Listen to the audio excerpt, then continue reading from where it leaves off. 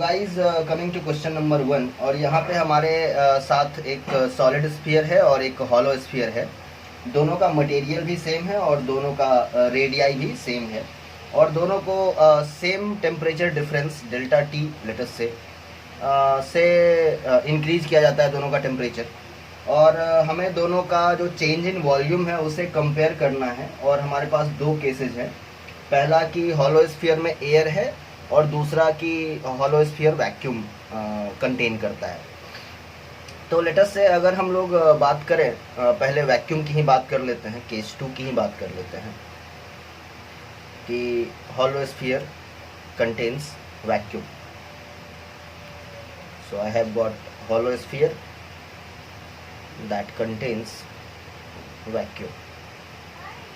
तो इस केस में हम लोग यहाँ पर ये बोलने वाले हैं कि हमारा जो सॉलिड होता है उसका थर्मल एक्सपेंशन का प्रॉपर्टी ये है कि जो थर्मल एक्सपेंशन होता है that is independent of presence of any hole, cavity और gap. So I would just like to write this statement: the thermal expansion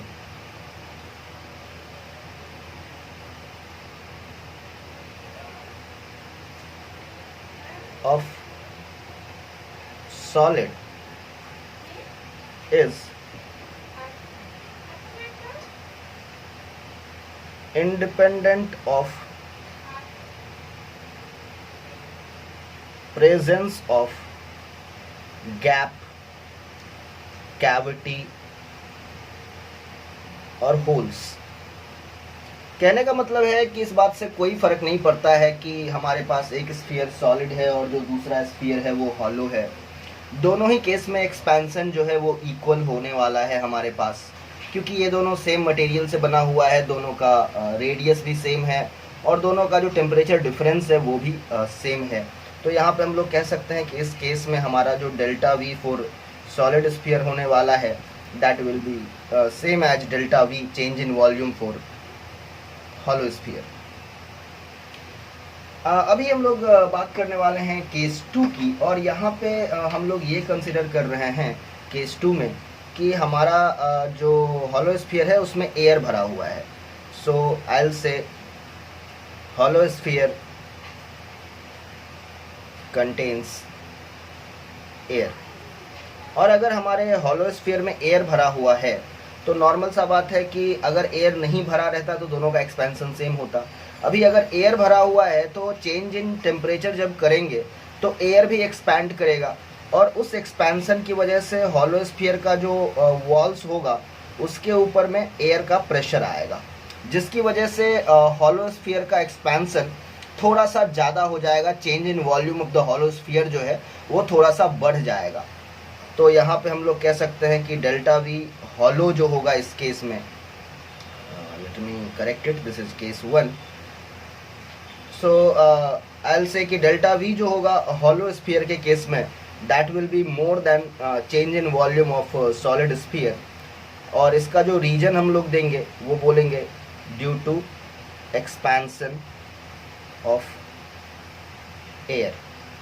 तो इस तरीके से हम लोग देख सकते हैं कि किस तरीके से हमारा जो चेंज इन वॉल्यूम है वो प्रेजेंस ऑफ वैक्यूम या एयर से इफेक्टेड होता है। And that was the complete explanation for question number 1। So guys, coming to question number 2। और इसमें कई सारे पार्ट्स हैं और पार्ट्स के सब पार्ट्स भी हैं, तो एक एक करके हम लोग सारे पार्ट्स को डिस्कस करने वाले हैं। यहाँ पे हमसे पूछा गया है कि एक पेंडुलम क्लॉक है, तो उसके पेंडुलम का जो कैलिब्रेशन है वो 20 डिग्री सेंटीग्रेड पे हुआ है। तो हमसे पूछा गया है कि सेम टेम्परेचर 20 डिग्री सेंटीग्रेड पे 15 मिनट के अंदर नंबर ऑफ ऑसिलेशंस कितने होंगे। सो it is pretty straight forward. तो हम लोग बोलेंगे कि जो हमारा टाइम पीरियड होता है एक सेकेंड पेंडुलम का, वो ओरिजिनल टाइम पीरियड हमारा t is equal to 2 second होता है, यानी कि 2 सेकेंड के अंदर हमारा पेंडुलम जो है वो एक ऑसिलेशन पूरा करता है। तो 15 मिनट में कितने ऑसिलेशंस पूरा करेगा। So number of oscillations completed in 15 minutes.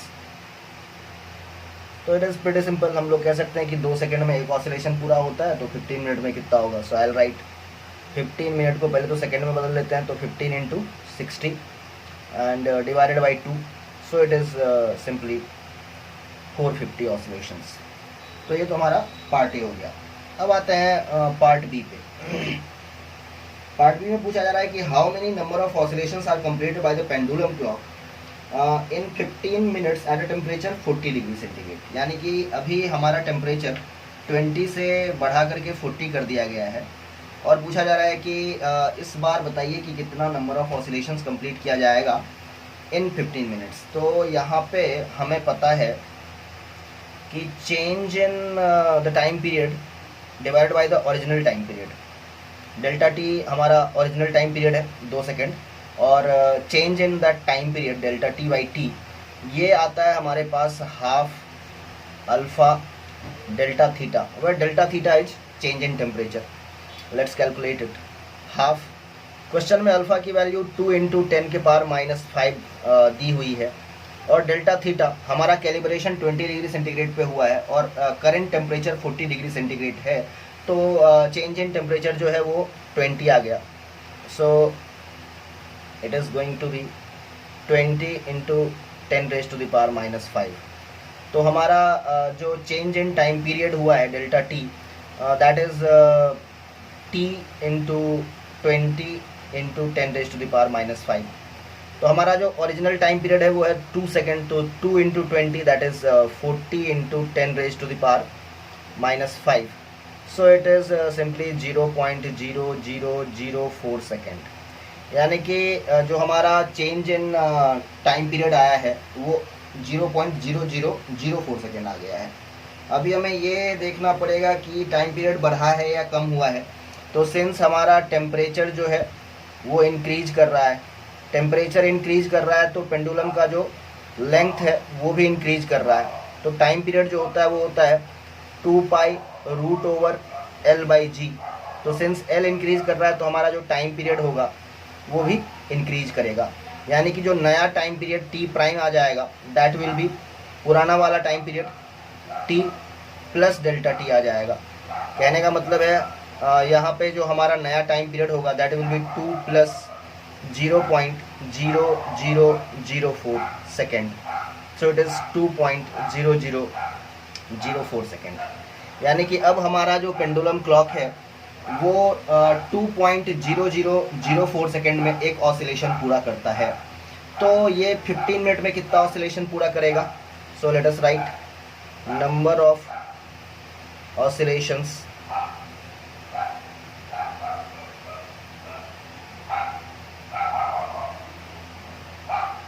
completed in 15 minute. तो विल से कि 15 मिनट में टोटल 15 इंटू 60 सेकेंड्स होते हैं, डिवाइडेड बाई एक ऑसिलेशन कंप्लीट करने में 2.0004 सेकेंड लगता है।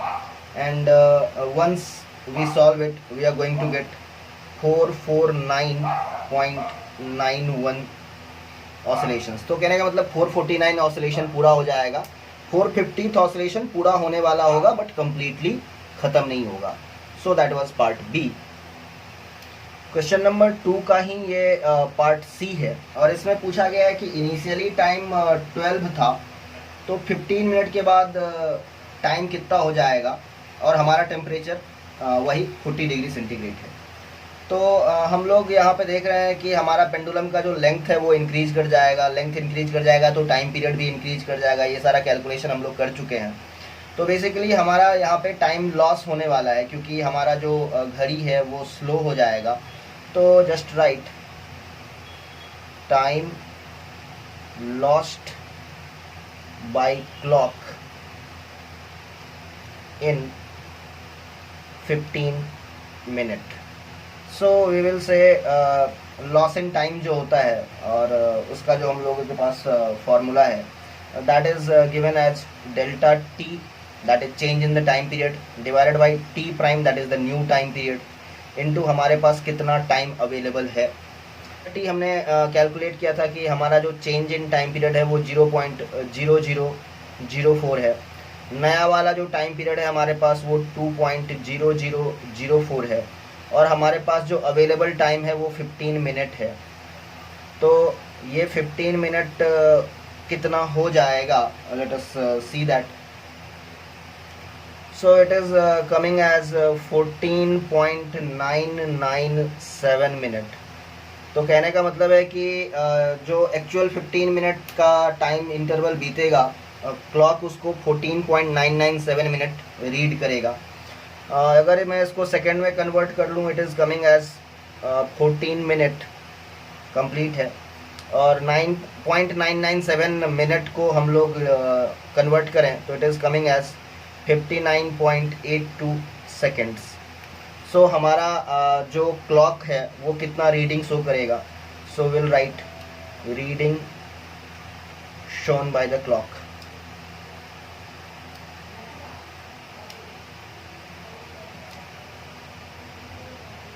सो इट इज सिंपली 12 आवर्स के बाद 14 minute, and since it is a clock so it will simply show 59 second only. So that was part C. Now coming to part D of the same question, और इसमें हमें बताया गया है कि ये जो अपना क्लॉक है वो 2 सेकेंड का टाइम गेन करता है in 15 minutes time interval. So let me write. So the question says clock gains 2 second in 15 minute, और हमें पता है कि 2 second is the time period of pendulum, seconds pendulum. तो कहने का यहाँ पे मेरा मतलब ये हो गया कि 15 मिनट में पहले जितना ये ऑसिलेट करता था उससे एक ऑसिलेशन ज़्यादा परफॉर्म करेगा। सो इसका जो पहला पार्ट है, इस पार्ट डी में 3 अलग अलग पार्ट हैं। तो हमसे पूछा गया है number of extra oscillation. So number of extra oscillations, तो इसमें हम लोग बोलेंगे कि पहले कितना ऑसिलेशन करता था, तो 15 × 60 डिवाइडेड बाई 2, और अभी जो अपना है इससे एक ज़्यादा ऑसिलेशन परफॉर्म करेगा। और नंबर ऑफ एक्स्ट्रा पूछा है तो इससे पहले वाला ऑसिलेशन हम लोग सब्ट्रैक्ट कर देंगे। So that will be 15 × 60 by 2. So clearly we can see that जो हमारा पेंडुलम है वो एक ऑसिलेशन, सिंगल ऑसिलेशन ज़्यादा परफॉर्म करेगा इन 15 मिनट टाइम इंटरवल। अब यहाँ पे हमसे पूछा गया है कि न्यू टाइम पीरियड क्या होगा। सो let us right new time period and let us call it t prime. तो अभी टोटल टाइम इंटरवल जो कि मुझे पता है वो है 15 × 60 सेकेंड्स, और इसमें ये कितना ऑसिलेशन परफॉर्म कर रहा है, तो 15 × 60 by 2 दैट इज़ 450 + 1, यानी कि 451 ऑसिलेशंस कंप्लीट कर रहा है। तो टाइम पीरियड अपने पास हो गया 900 by 451। So that will be the time period, new time period in fact. और ये क्वेश्चन नंबर 2 पार्ट डी का लास्ट थर्ड सेगमेंट है, और इसमें हमसे चेंज इन टेम्परेचर जो है वो पूछा गया है। तो चेंज इन टेम्परेचर पता करने के लिए हम लोग यहाँ पे बोलेंगे कि हमारा जो डेल्टा टी यानी कि चेंज इन टाइम पीरियड आया है, that will be the old time period, the original time period that is 2 second, minus जो पार्ट बी में हमने नया वाला टाइम पीरियड निकाला है वो। सो आई कैन राइट पुराना टाइम पीरियड इज़ 2 सेकेंड, और नया वाला जो हमने पार्ट 2 में निकाला था दैट इज़ 900 by 451। तो इसको अगर हम लोग यहाँ पे सॉल्व करते हैं then I will get 902 minus 900 by 451। तो ये हमारे पास आ रहा है 2/451, और हमें पता है कि डेल्टा टी जो होता है that is half alpha delta theta. Change in time period हमने निकाल लिया है 2/451 divided by original time period 2 second and that is equal to half. Alpha की वैल्यू है 2 इंटू 10⁻⁻5 इंटू डेल्टा थीटा। ये 2 हमारा कैंसिल हो रहा है यहाँ से और ये 2 भी कैंसिल हो रहा है। So I can write 1/451 is equal to delta theta into 10⁻⁻5। तो यहाँ से हमारा जो डेल्टा थीटा है उसका वैल्यू आ गया 1/451 इंटू 10⁻⁻5 डिग्री सेंटीग्रेड। तो यही जो है वो हमारा चेंज इन टेम्परेचर फाइनली आ गया। So that was the complete analysis for question number 2।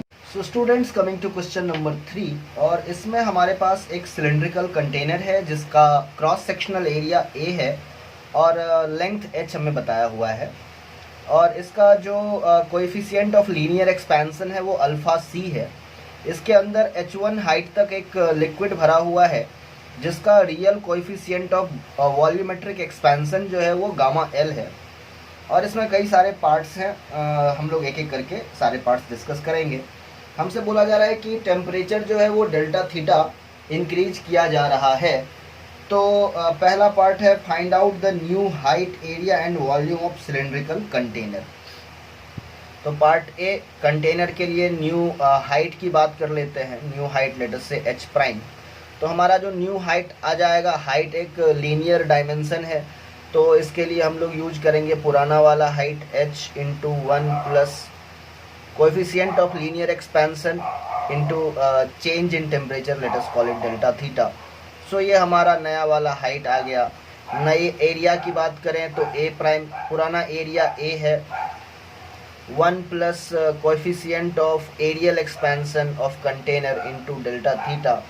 Now हमें पता है कि हमारा जो बीटा होता है that is equal to twice of alpha container हो सकता है, अल्फ़ा सी।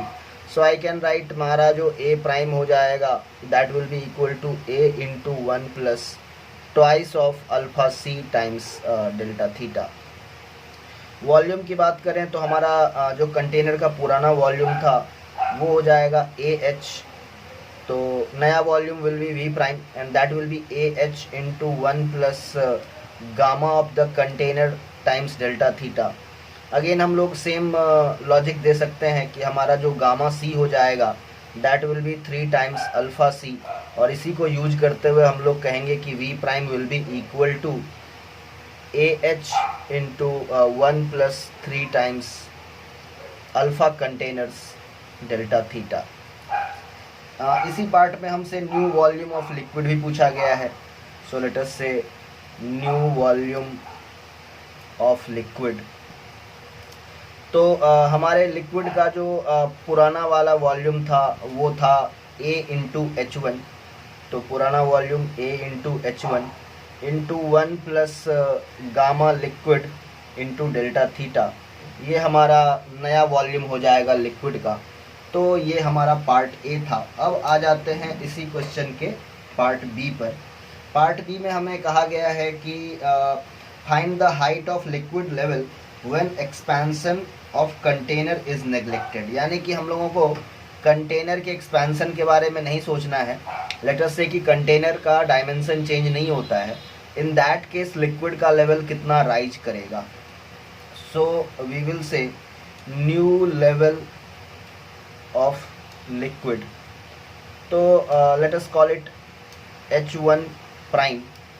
तो हमारा जो लिक्विड का नया वॉल्यूम है that is AH1 into 1 plus gamma liquid delta theta, ये हमारे लिक्विड का नया वॉल्यूम है, और इसको एकोमोडेट करने के लिए same cross sectional area A मिलेगा क्योंकि हमारा कंटेनर में कोई चेंज नहीं आ रहा है। So let me right A।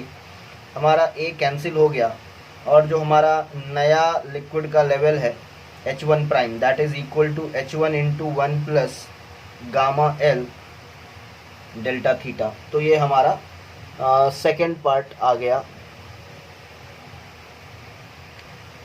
Now इसी क्वेश्चन का पार्ट सी है हमारे पास, और इस पार्ट सी में हमसे पूछा गया है कि हमें गामा एल और अल्फ़ा सी का रिलेशन बताना है सो दैट कि volume of container above the liquid level can increase, part 1, part 2 decrease and part 3 remain constant.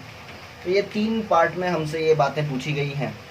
तो सबसे पहले हमें देखना है कि इनिशियली कितना वॉल्यूम जो था वो खाली था, यानी कि लिक्विड लेवल के ऊपर कितना वॉल्यूम था। सो लेट अस राइट कि इनिशियली कितना वॉल्यूम लिक्विड लेवल के ऊपर था। So initial volume of container above liquid level.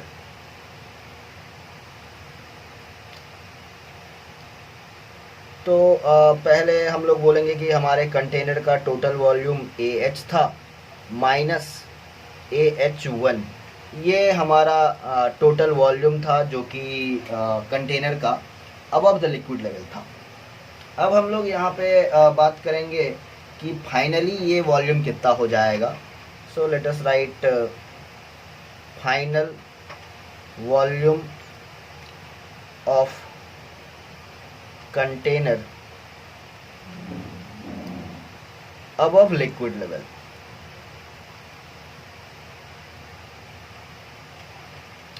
So obviously हमारा जो नया कंटेनर का वॉल्यूम हमने ऑलरेडी कैलकुलेट किया हुआ है, that is AH into 1 plus 3 times alpha C delta theta. और जो हमारा नया वॉल्यूम है हमारे लिक्विड का, वो हमारे पास है AH1 into 1 plus gamma liquid delta theta. तो हमारा जो ये चेंज आया है इस वॉल्यूम का वो कितना है, late us call it this as V initial and let us call this volume as V final। तो यानी कि ये फाइनली कितना एम्प्टी स्पेस था कंटेनर का वो वॉल्यूम है, और ये इनिशियली कितना एम्प्टी स्पेस था वो है। तो let us right delta V, that is V final minus V initial. तो अगर मैं इसको सॉल्व करता हूँ, इस क्वांटिटी को इससे मैं सब्ट्रैक्ट कर देता हूँ, then I am going to gate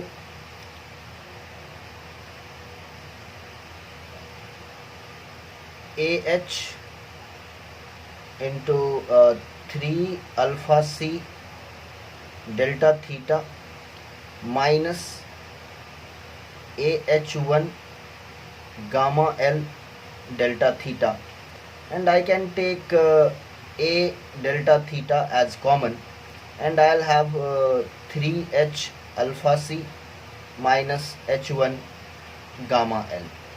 अभी अगर ये स्पेस का वॉल्यूम इंक्रीज कर जाएगा, अगर एम्प्टी स्पेस का वॉल्यूम इंक्रीज कर जाएगा, इन दैट केस हम लोग लिखेंगे कि टू इंक्रीज, अगर इसने इंक्रीज करना है तो हमारा ये जो चेंज इन वॉल्यूम आया है वो पॉजिटिव होगा। So delta V should be positive. So I will से A delta theta into 3H alpha C minus H1 gamma L should be greater then 0। अभी हम लोग यहाँ से सिंपली कह सकते हैं कि 3H alpha C should be greater then H1 gamma L। Similarly हम लोग डिक्रीज का केस भी बता सकते हैं। सो टू डिक्रीज हमारा डेल्टा V जो आया है वो नेगेटिव होना चाहिए। कहने का मतलब है कि हमारा 3H alpha C minus H1 that is should be less than H1 gamma L, and to remain constant, to remain constant हमारा डेल्टा V जो है वो 0 आना चाहिए, and I can say 3H alpha C should be equal to H1 gamma L। तो ये हमारा relation आ गया अल्फ़ा C और गामा L के लिए, दैट अस्योर्स की जो वॉल्यूम ऑफ एम्प्टी स्पेस है या volume of container above the liquid level है वो कब इंक्रीज करेगा या कब डिक्रीज करेगा या कब कांस्टेंट रहेगा। अभी सेम क्वेश्चन का पार्ट D है हमारे पास, और हमसे बोला गया है कि जो गामा एल है that is more than 3 alpha C, और H is equal to H1, यानी कि हमारा जो लिक्विड है वो नेक टू नेक भरा हुआ है इस कंटेनर में, और गामा एल जो है वो 3 अल्फ़ा सी से ज़्यादा है। तो पूछा जा रहा है कि delta theta change in temperature करने से कितना लिक्विड कंटेनर से बाहर आ जाएगा। And for that we will say कि न्यू वॉल्यूम ऑफ लिक्विड। तो ऑब्वियसली हमारा लिक्विड का जो पुराना वॉल्यूम होगा वो AH होगा, क्योंकि लिक्विड जो है वो पूरा नेक टू नेक भरा हुआ है, into 1 plus gamma liquid delta theta. And we will also say that new volume of container that will be equal to old volume of container, that is same AH, into 1 plus 3 alpha C delta theta. तो volume of liquid overflown from container, यानी कि container से कितना liquid बाहर overflow कर जाएगा इसका volume. So this difference in volume, that is AH into 1 plus gamma L delta theta minus AH into 1 plus 3 alpha C delta theta। obvious सी बात है AH कैंसिल हो जाएगा यहाँ पे, और AH को कॉमन ले लें अगर यहाँ से हम लोग, तो gamma L minus 3 alpha C और डेल्टा थीटा भी कॉमन आ जाएगा। So this is the volume that will overflow. So that was part D. Now coming to part E, और इसमें हमसे पूछा जा रहा है कि what is the relation between gamma L and alpha C for which volume of empty space becomes independent of change in temperature। तो इसे दोबारा सॉल्व करने की ज़रूरत नहीं है, हमने इसी क्वेश्चन के पार्ट C के थर्ड सेगमेंट में सॉल्व किया था, और वहाँ पर so guys coming to question number 3 part F, और इसमें बोला गया है कि जो हमारा सिलेंड्रिकल कंटेनर है उसमें हम लोगों ने लेवल के लिए मार्किंग की है, और अभी हम लोग जो लिक्विड है उसका टेम्परेचर डेल्टा थीटा इंक्रीज करने वाले हैं, और इसके डिफरेंट पार्ट्स हैं F में भी, तो उसको एक एक करके हम लोग फिर से देखने वाले हैं। तो F का जो पार्ट 1 है वो बोल रहा है कि find the height of liquid level as shown by the scale on the vessel, neglect expansion of liquid. तो कहने का मतलब है कि अगर हम लोग लिक्विड के एक्सपेंशन को नेग्लेक्ट कर देते हैं तो हमें सिर्फ कंटेनर का जो एक्सपेंशन होने वाला है उसको कंसिडर करना पड़ेगा। तो कहने का मतलब ये हो गया कि हमारा जो कंटेनर है उसका कितना एक्सपेंशन होने वाला है। तो यहाँ पर हम लोग कह सकते हैं कि हमारा जो लिक्विड का वॉल्यूम है, so volume of liquid, and let us say initially बोल रहे हैं at theta, that is initially, and this volume is equal to AH1। So let us say let AH prime volume of container becomes AH1 after increasing the temperature by delta theta। तो हमने कहा कि initially हमारा AH prime volume, late us से ये volume जो था H prime, ये वॉल्यूम जो था कंटेनर का, वो एक्सपेंशन के बाद लिक्विड के इनिशियल वॉल्यूम के बराबर हो जाता है। तो यही जो H प्राइम होगा वो डेल्टा थीटा टेम्परेचर इंक्रीज करने के बाद लिक्विड का रीडिंग हो जाएगा, लिक्विड के लेवल का रीडिंग हो जाएगा। तो यहाँ पे हम लोग कह सकते हैं कि AH प्राइम का एक्सपेंशन के बाद वॉल्यूम हो गया AH1। So I will write AH prime into 1 plus gamma of the container, that is 3 times alpha of the container into delta theta and this thing is equal to AH1। यहाँ से A cancel हो गया और हम लोग कह सकते हैं कि H prime is equal to H1 over 1 plus 3 alpha container delta theta. Binomial approximation यहाँ लगाएंगे और यहाँ से हम लोग कह सकते हैं कि H prime will be equal to H1 into 1 minus 3 times alpha container into delta theta. Now F का ही सेकेंड सब पार्ट है और इसमें हमें लिक्विड का नया लेवल पूछा जा रहा है। If we neglect the expansion of container, so here we need to consider the expansion of liquid only. तो अभी हमारे लिक्विड का वॉल्यूम AH1 है। डेल्टा थीटा टेम्परेचर रेज करने के बाद इस लिक्विड का जो वॉल्यूम हो जाएगा वो हमें पहले कैलकुलेट करना है। तो लेट अस से नया वाला जो हाइट है वो H डबल प्राइम हो गया। सो लेट अस से new level of liquid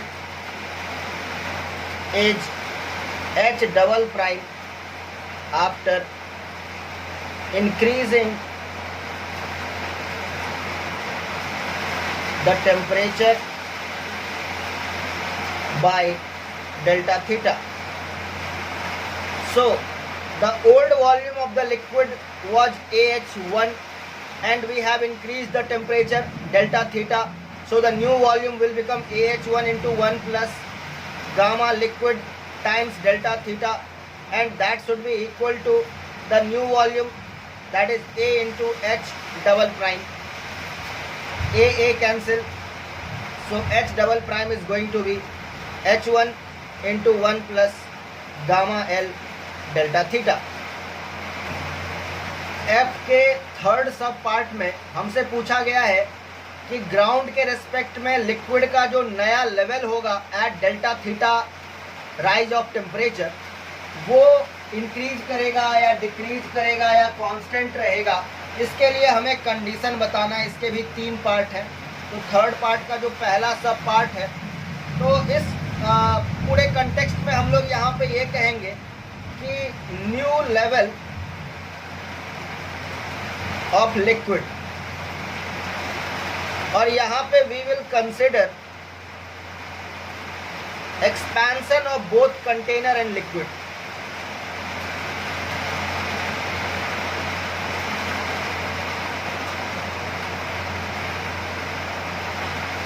And liquid, यानी कि पार्ट 1 में हमने ये कैलकुलेट किया था कि अगर सिर्फ कंटेनर का एक्सपेंशन देखें तो लिक्विड का नया लेवल क्या होगा। पार्ट 2 में हमने देखा कि अगर हमने सिर्फ लिक्विड का एक्सपेंशन कंसिडर किया तो नया लेवल क्या होगा। और अभी मैं ये बोल रहा हूँ कि अगर मैंने दोनों का कंसिडर किया तो नया लेवल क्या होगा। सो obviously I can say that new level H new is going to be H1 into 1 plus gamma L delta theta, यानी कि हमारा जो लिक्विड का एक्सपेंशन होगा minus 3 times alpha container into delta theta. तो ये हमारा नेट इफेक्ट हो जाएगा। तो पहला पार्ट पूछा है कि ये लेवल इंक्रीज करेगा। सो टू इंक्रीज, अगर मुझे ये H न्यू H1 से ज़्यादा चाहिए तो कहने का मतलब ये क्वांटिटी जो है वो पॉजिटिव होनी चाहिए।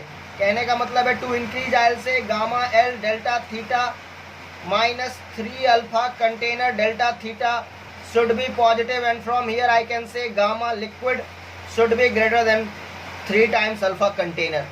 सिमिलरली इसका जो सेकेंड सब पार्ट है, इसमें पूछा गया है कि लिक्विड लेवल जो है ग्राउंड के रिस्पेक्ट में डिक्रीज कर जाएगा। तो अगर मैं चाहता हूं कि हमारा H न्यू H1 से कम है तो ये वाला जो क्वांटिटी है वो निगेटिव होना चाहिए, and I will say gamma L delta theta minus 3 alpha container delta theta should be less then 0, and therefore I can say gamma liquid should be less then 3 times alpha container.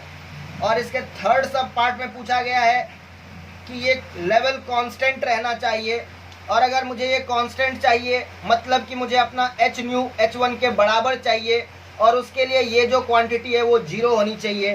कहने का मतलब है gamma L delta theta minus 3 alpha container delta theta should be equal to 0, and I can say from here gamma L should be equal to 3 alpha container. So that was all about question number.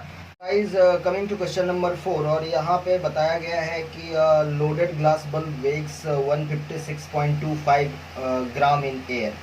तो यहाँ से हमें पता चल रहा है कि in air जो ग्लास बल्ब का मास है उसको हम लोग एक्चुअल मास कंसिडर कर सकते हैं. So I have got mass of a glass bulb as 156.25 gram, और एसआई में कन्वर्ट कर लें तो ये हो जाएगा अपने पास 156.25 इंटू 10⁻³ kg. अब ये बताया गया है कि when the bulb is immersed in a liquid at temperature 15 degree C it wakes 56.25 gram. तो कहने का मतलब है कि अगर हम लोग अपने ग्लास बल्ब को एक लिक्विड में सबमर्ज कर देते हैं तो इसका वेट जो है वो 56.25 ग्राम, यानी कि इसका जो मास है वो 56.25 ग्राम हो जाता है. तो इसको हम लोग ऐसे कंसिडर कर सकते हैं कि अभी इसके ऊपर में एक बायंसी का फोर्स लग रहा होगा और इसका जो वेट है mg वो तो इसके ऊपर एक्ट कर ही रहा होगा, और जो नेट रिजल्टेंट डाउनवर्ड फोर्स आया है that is equal to the weight of 56.25 gram. तो यहाँ से हम लोग कह सकते हैं कि mg minus fb is equal to 56.25 gram weight. इसको थोड़ा सा अगर मैं मैनिपुलेट करना चाहूँ यहाँ पे, then what I can write from here is this. हमारा m हो गया 156.25 इंटू 10⁻³ m हो गया, इंटू g के जगह पे मैं 10 लिख रहा हूँ, माइनस fb हो गया density of liquid into volume of solid, क्योंकि पूरा का पूरा सॉलिड सबमर्ज्ड है, इंटू g के जगह अगेन मैं 10 लिख रहा हूँ, and that is equal to the weight of 56.25. तो यहाँ पे मैं लिख रहा हूँ 56.25 ग्राम है, तो पहले इसको मैंने किलोग्राम में कन्वर्ट कर लिया इंटू 10.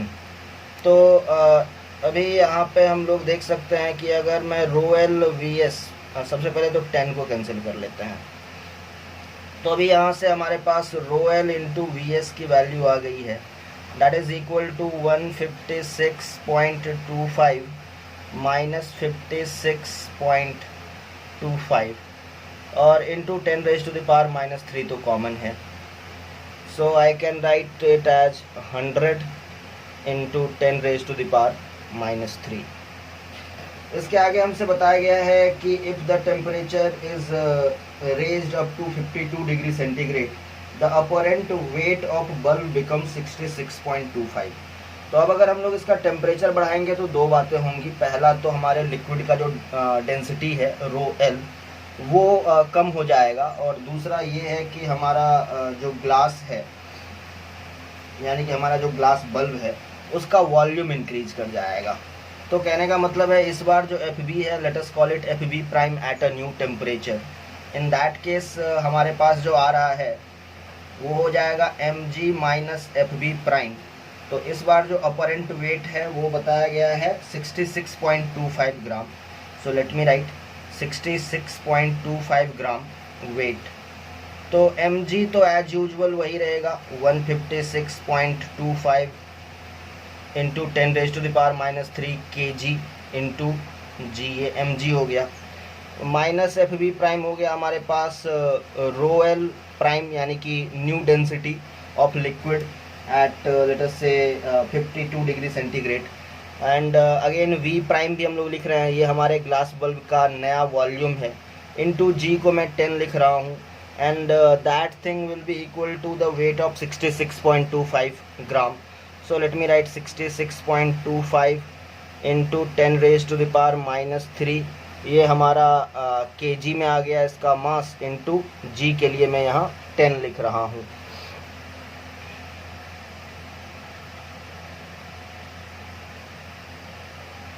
इंटू g के लिए मैं यहाँ 10 लिख रहा हूँ. सो वी कैन ईजीली सी कि यहाँ से मैं एक 10 को तो हर जगह से कैंसिल कर सकता हूँ, और रही बात rho L prime V prime की, so I have got a value rho L prime V prime is equal to, यहाँ से 156.25 माइनस 66.25 इंटू 10⁻³ आ रहा है।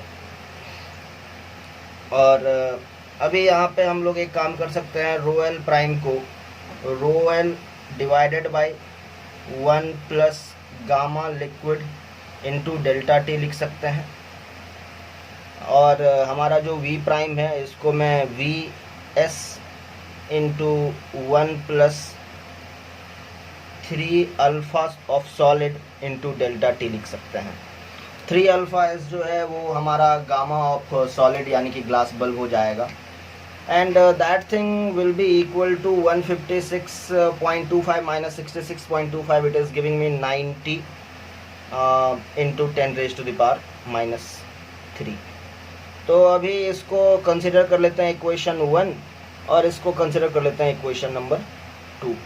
अभी इक्वेशन 1 से अगर मैं रो एल वी एस की वैल्यू को यहाँ पे सब्स्टिट्यूट करता हूँ इक्वेशन 2 में, then I am getting rho L V S है और इसकी वैल्यू 100 इंटू 10⁻³ है, सो 100 into 10⁻³ into 1 plus 3 times alpha of solid, और हमारा जो डेल्टा टी है वो हो जाएगा 52 माइनस 15 डिग्री सी, तो 15 को हम लोग सब्ट्रैक्ट कर लेंगे 52 से and that will give me 37। तो इंटू 37 हमने यहाँ पे कर लिया, divided by 1 plus gamma L जो है वो हमें पता करना है, so gamma L into delta T again 37 and this thing is equal to 90 into 10⁻³ तो 10⁻³ कैंसिल हो गया और एक जीरो भी कैंसिल हो गया यहाँ से। So what I am getting from here is 1 plus 3 alpha S into 37 divided by 1 plus 37 gamma L is equal to 9/10। So guys question number 4 में अभी तक हम लोग इस एक्सप्रेशन को डिराइव कर चुके हैं। अभी यहाँ से हम लोग क्रॉस मल्टीप्लाई करते हैं दोनों टर्म को, then I will get 10 plus 3 into 37 into 10 times alpha S is equal to 9 plus 37 into 9 times gamma L. 10 minus 9 अगर हम लोग कर लें तो 1 आ जाएगा, प्लस इधर से हम लोग देख लें तो 3 into 37 into 10 times alpha S that will be equal to 37 into 9 times gamma L हो जाएगा। और फाइनली हम लोग यहाँ से गामा एल का जो वैल्यू है वो लिख सकते हैं। So I can write from here कि हमारा जो गामा एल है that will become 1 divided by 37 into 9 plus 3 into 37 into 10, और हमारे क्वेश्चन में जो है वो हमें अल्फ़ा एस का जो वैल्यू है वो दिया हुआ है, that is 9 into 10⁻⁻6। So let me right 9 into 10⁻⁻6। तो ये मैंने अल्फ़ा एस लिख दिया और इसको भी हमें डिवाइड करना पड़ेगा 37 इंटू 9 से। तो क्लियरली हम लोग यहाँ पे देख सकते हैं कि 37 इंटू 9 यहाँ पे तो कैंसिल हो जाएगा। So finally I have got gamma L is equal to 1/37 into 9 plus 3 into 10⁻⁻5। ये जो है वो हमारे गामा एल की फाइनल वैल्यू हमें मिल चुकी है। So guys coming to question number 5, और इसमें हमें बताया गया है कि एक बॉडी कम्प्लीटली सबमर्ज्ड है एक लिक्विड के अंदर, और वॉल्यूम इनिशियली V0 है और density of liquid initially D0 है। Gamma L volumetric expansion coefficient liquid का है और alpha S linear expansion coefficient हमारे इस बॉडी का है, और टेम्परेचर को डेल्टा थीटा से इंक्रीज़ किया गया है। तो अभी हमसे पूछा गया है कि यहाँ पे हमारे पास जो नया थ्रस्ट फोर्स होगा वो कितना होगा। सो let me right new thrust force, ये पार्ट ए हो गया हमारा। सो न्यू थ्रस्ट फोर्स, इसको हम लोग एफ बी प्राइम कह देते हैं। So that will be equal to density of liquid at increase temperature into volume of solid at increase temperature into G. ये हमारा नया थ्रस्ट फोर्स हो जाएगा। तो कहने का मतलब है नया डेंसिटी कितना हो जाएगा, it will be equal to the older density that is D naught given in the question, 1 plus gamma L into delta theta. ये हमारे पास जो नया डेंसिटी है लिक्विड का वो हो गया। इसके बाद नया वॉल्यूम हमारे सॉलिड का कितना हो जाएगा, that will be V not into 1 plus gamma of solid that can be written as 3 times alpha of solid into delta theta and this thing into G. So this is going to be D not V not into G times 1 plus 3 alpha S delta theta divided by 1 plus gamma L delta theta. ये हमारा new thrust force आ गया। अभी इसी question के part B में पूछा गया है कि give me the condition for which the body will remain stationery और मूव अपवर्ड और मूव डाउनवर्ड। तो इसके लिए हमें सबसे पहले इनिशियली बात करना है। तो इनिशियली हमारा जो बॉडी है वो स्टेशनरी है, वो रेस्ट में है।